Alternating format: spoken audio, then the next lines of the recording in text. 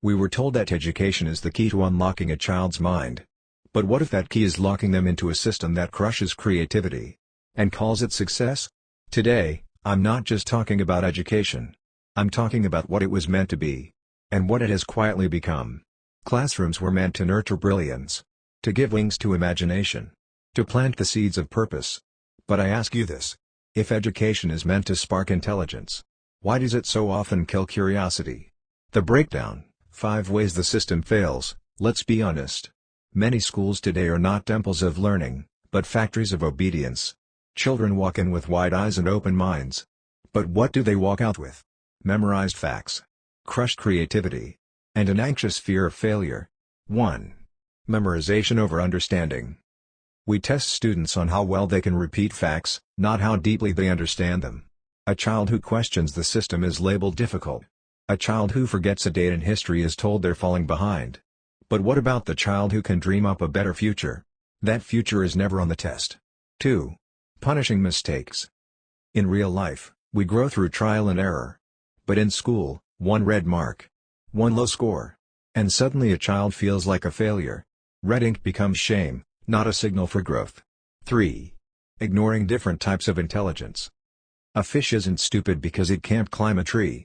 But our education system makes the artist feel inadequate, the dancer feel distracted, the builder feel broken, simply because they don't fit the narrow mold of academic success.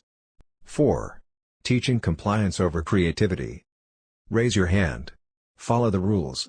Stay inside the lines. But the greatest minds in history? They were rebels. Creatives. Nonconformists. Einstein. Maya Angelou. Steve Jobs. They broke the mold. They didn't come from it. 5. Breeding anxiety, not wisdom. Standardized tests. Overworked teachers. Overwhelmed students. Mental health is collapsing under the weight of pressure, comparison, and the fear of not being enough. So what should education be? Education should be a garden, not a factory. A place that waters every kind of intelligence, emotional, spiritual, social, and logical. A space that rewards curiosity, honors imagination, and prepares children not just for exams, but for life.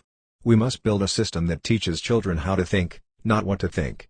That values the question why, more than the answer what. That turns teachers into mentors, not managers. And we must remind every child: you are not your grades. You are your gifts.